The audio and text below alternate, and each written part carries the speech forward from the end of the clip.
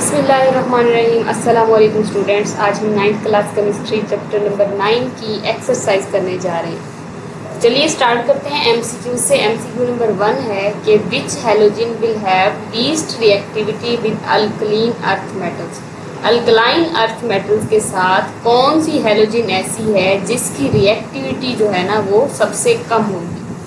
तो आपने क्या करना है, आपने ये पढ़ा था जब हैलोजन्स की प्रॉपर्टीज़ के बारे में हम पढ़ रहे थे कि जो रिएक्टिविटी होती है वो डाउन द ग्रुप क्या होती है, डिक्रीज करती चली जाती है हैलोजन्स की। तो मतलब क्या हुआ कि जो इनमें जो ऑप्शन दिए गए हैं उनमें जो सबसे नीचे की तरफ होगा ग्रुप में, तो वो क्या होगा, लीस्ट रिएक्टिव होगा। तो इसकी हैलोजन्स की कुछ तरतीब इस तरीके से है कि सबसे पहले जो होता है वो फ्लोरीन आता है, उसके नीचे क्लोरीन, देन ब्रोमीन, फिर उसके नीचे जो है ना वो आयोडीन। तो मतलब क्या हुआ, इस हवाले से जो आयोडीन होगा वो सबसे लीस्ट रिएक्टिव होगा, जो कि हमारे पास बीटा ऑप्शन में है। एमसीक्यू नंबर 2 है कि which compound do you expect to be coloured. आपको क्या लगता है कि कौन सा कंपाउंड जो है वो कलर्ड कंपाउंड होगा। तो जब हम ट्रांजिशन एलिमेंट्स की प्रॉपर्टीज़ के बारे में पढ़ रहे थे तो उसमें देखा था कि इनके जो है ना इनकी ट्रांजिशन होती है, डीडी ट्रांजिशन कहते हैं उसको।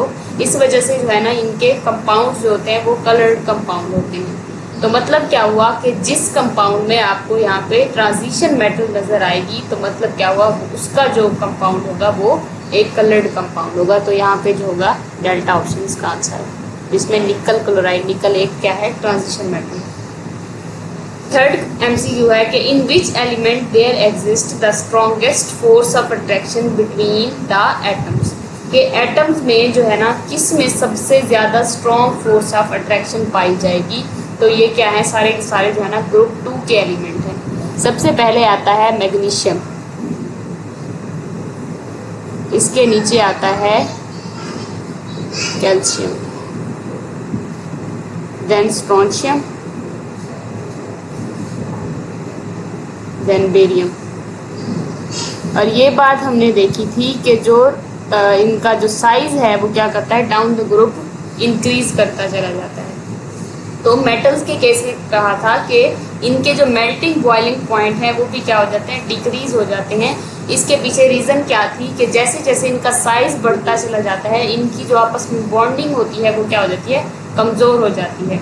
मतलब इनके दरमियान जो फोर्सेस ऑफ अट्रैक्शन होती हैं वो कमज़ोर हो जाती हैं। इसके पीछे रीज़न क्या थी, इनका साइज़ बड़ा होता है, साइज़ बड़ा होने की वजह से इनकी न्यूक्लियर फोर्स कम होती है, बॉन्ड लेंथ ज़्यादा हो जाती है। तो वो इनके दरमियान जो बॉन्ड है वो क्या हो जाता है, वीक हो जाता है, और इसी वजह से इनके मेल्टिंग पॉइंट भी क्या हो जाते हैं, कम हो जाते हैं। तो उसने पूछा क्या है कि स्ट्रॉन्ग फोर्स किस में पाई जाएगी, सबसे स्ट्रॉन्गेस्ट फोर्स ऑफ अट्रैक्शन। तो वो क्या आना चाहिए, मैग्नीशियम में, जो कि अल्फा ऑप्शन है हमारे पास। Elements of the which group are all coloured. कौन सा जो ग्रुप है उसके सारे कंपाउंड जो है ना कलर्ड कंपाउंड है। तो ना ही सेकंड ग्रुप ऐसा है जिसमें जो सारे हों वो कलर्ड कंपाउंड हो, ना ही फोर्थ के बारे में हमने ऐसा कुछ पढ़ा है, ना ही सिक्स्थ और ना ही फिफ्थ के बारे में। अलबत्ता जो हमारे पास हैलोजन्स हैं जो कि ग्रुप नंबर 7 में हैं, वो सारी की सारी कलर्ड कंपाउंड हैं। इसके बारे में हमने पढ़ा था ग्रुप पेज नंबर 125 पे, सॉरी 121 पे। अगर आपको ये कंफर्म करके बता दूं ताकि जो आपकी कंफ्यूजन है वो दूर हो जाए। ये रहा कि fluorine gas is pale yellow. Fluorine का कलर जो है वो पेल येलो कलर है, क्लोरीन का येलोइश ग्रीन कलर है, ब्रोमीन जो है वो रेड ब्राउन कलर में पाई जाती है, और आयोडीन का कलर जो था वो शाइनी ग्रे कलर था। तो मतलब क्या है, इसके सारे के सारे जो कंपाउंड थे वो कलर्ड कंपाउंड थे। तो इसका आंसर क्या आना चाहिए, 7th ग्रुप। नेक्स्ट एमसीक्यू देखते हैं कि अगला क्या है। एमसीक्यू नंबर 5 हो गया हमारे पास कि which halogen acid is unstable at room temperature. कौन सा जो हैलोजन एसिड है वो क्या होगा, रूम टेम्परेचर पे वीक होगा, अनस्टेबल होगा। यानी कि कौन सा एसिड जो है ना वीक एसिड होगा ताकि वो जल्दी से जो है ना टूट जाए अपने आयंस में। तो इसकी जब हम हाइड्रोहेलोजेंस की रिएक्टिविटी के बारे में पढ़ रहे थे तो हमने ये देखा था कि जो हाइड्रोहेलोजेंस होते हैं वो डाउन द ग्रुप उनकी रिएक्टिविटी जो है ना वो इंक्रीज कर जाती है, यानी कि वो अनस्टेबल हो जाते हैं। इसके पीछे रीज़न क्या थी कि आयोडीन का साइज बड़ा हो जाता है तो इनके दरमियान जो बॉन्ड लेंथ है वो इंक्रीज कर जाती है, इस वजह से ये क्या होते हैं, अनस्टेबल होते हैं। HF में तो हाइड्रोजन बॉन्डिंग थी जो कि ज़्यादा स्ट्रॉन्ग था। इसी तरीके से जो इनमें सबसे बेस्ट ऑप्शन क्या बनेगा, हाइड्रोजन आयोडाइड के आयोडीन का साइज बड़ा है तो मतलब इनके दरमियान जो बॉन्ड लेंथ होगी वो ज़्यादा बड़ी होगी, बॉन्ड कमज़ोर हो जाएगा और जल्दी से जो है ये रूम टेम्परेचर पे अपने आयंस में टूट जाता है। MCQ नंबर 6 है कि विच oxide is most basic oxide, सबसे ज़्यादा बेसिक ऑक्साइड कौन सा होता है। तो ये एक ट्रेंड है कि जो बेसिक ऑक्साइड्स होते हैं वो अगर आप लेफ़्ट से राइट की तरफ मूव करो तो ये इनकी बेसिसिटी जो है ना वो क्या हो जाती है, डिक्रीज हो जाती है, यानी कि सबसे लेफ्ट साइड पे जो होगा वो ज़्यादा बेसिक होगा। इसी तरीके से नीचे की तरफ भी जब आप जाते हो तो तब भी क्या होता है, ये क्या होती है, इंक्रीज होती है, यानी कि बेसिक करैक्टर जो है ना वो बढ़ता चला जाता है down the group. Left side की बात करें, ठीक हो गया, ये इंक्रीज का और ये डिक्रीज का ऑप्शन हो गया। अगर आप इनको अरेंज करो तो सबसे ऊपर की तरफ क्या आएगा, लिथियम। लिथियम क्योंकि सबसे पहला उसका हाइड्रोजन के बाद क्या आता है, लिथियम आता है। लिथियम के नीचे क्या होगा, सोडियम, यानी कि लिथियम का ऑक्साइड बेसिक होगा, लेकिन उससे ज़्यादा जो बेसिक होगा वो क्या होगा, सोडियम का ऑक्साइड होगा। अगर इससे नीचे वाला भी ऑप्शन दिया होता पोटाशियम ऑक्साइड तो वो क्या होता, इससे भी ज़्यादा बेसिक होता।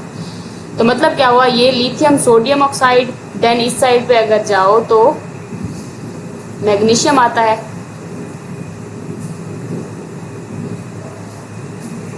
और इसके नीचे क्या आता है, कैल्शियम।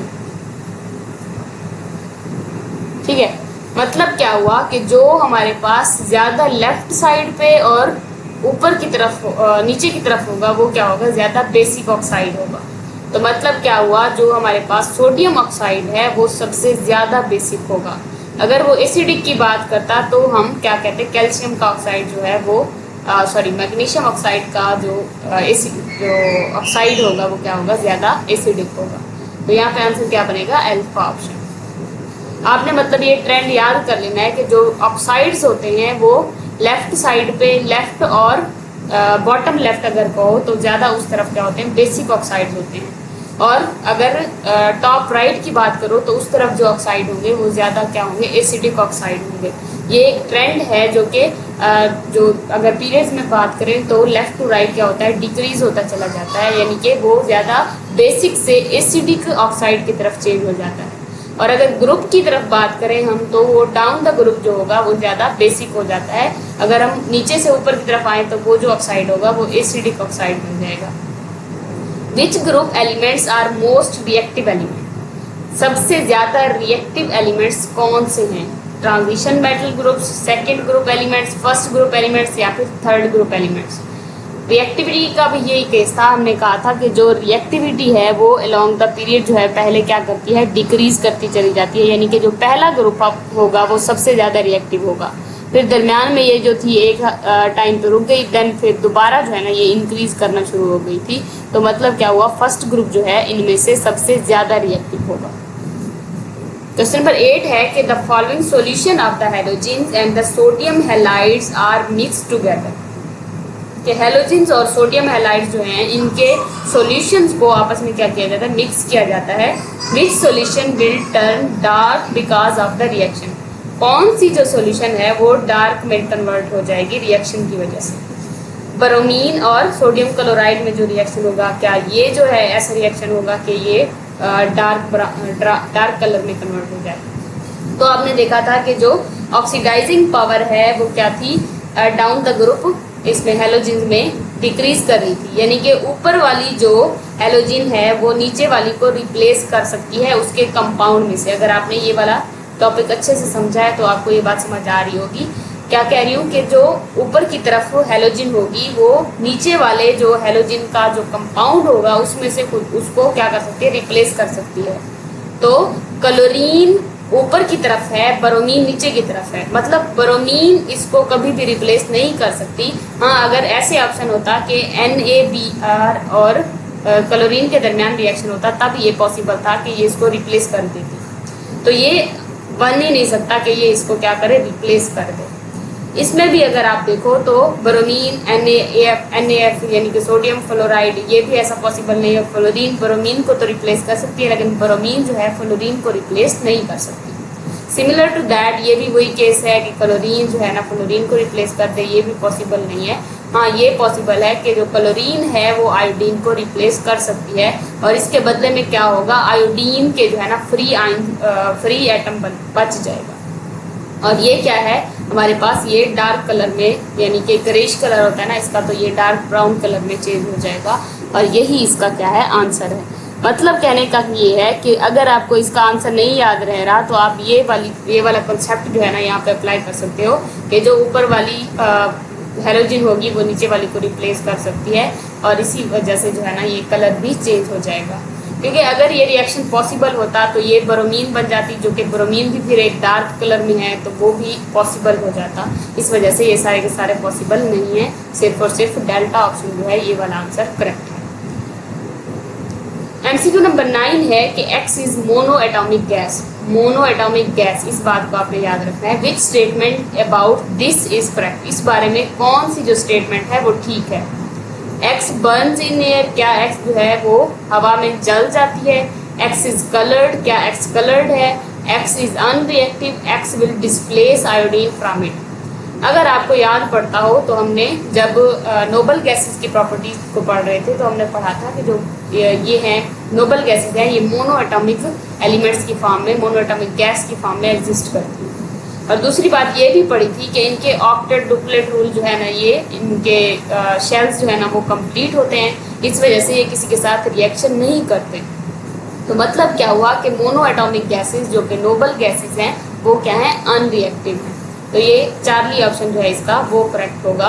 अब ये वाली सारी जो है ना ये कोई सेंस नहीं बनती कि मोनो एटॉमिक गैस है तो वो जल जाएगी, या फिर वो कलर्ड कंपाउंड होगा, या फिर ये जो है ना आयोडीन को रिप्लेस कर देगी। हाँ, अलबत्ता ये बन सकती है कि ये मोनो एटॉमिक फॉर्म में एग्जिस्ट कर रही है, तो मतलब क्या है कि ये किसी के साथ रिएक्शन नहीं कर रही, ये अपना स्टेबल है जो कि अलग पाई जाती है। क्योंकि जो भी एक सिंगल एटम की फॉर्म में एग्जिस्ट कर रहा है तो मतलब उसको किसी दूसरे की ज़रूरत नहीं है, क्योंकि वो खुद स्टेबल है। तो जो स्टेबल है वो अनरिएक्टिव है।